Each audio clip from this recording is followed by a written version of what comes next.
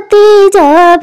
पहनले आपन पापा बेटी देखी गईली डेराई बेटी देखी गईली डेराई किया परले पापा हो काज परोजन के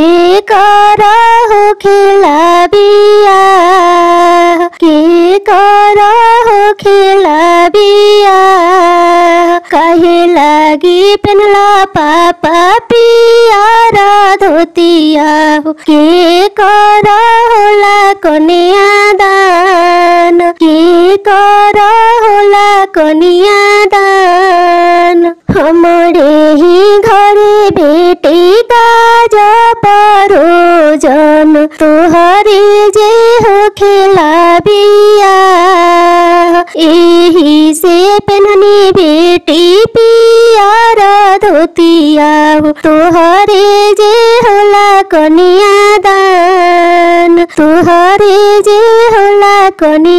कन्यादान इतना वचन जब सुनली सुंदर बेटी नयना झरा झरी लोर नयना झरा झरी लोर किया हमारनी पापा चोरनी से चटनी किया कुलवा नसनी तोहार किया कुलवा नसनी तोहार भैया के रखनी पापा अपनी महलिया हम के भेजिले दूर देश नहीं तू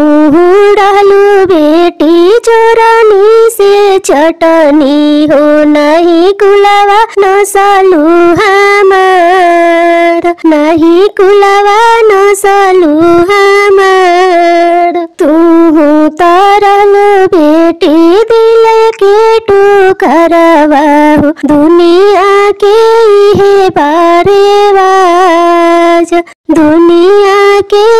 हे बारेवाज भैया तो हमें बेटी कुला के दिया नवा तू शोभेलु ससुरार तू शोभेलु ससुरार पियर धोती जब पहनले जे पापा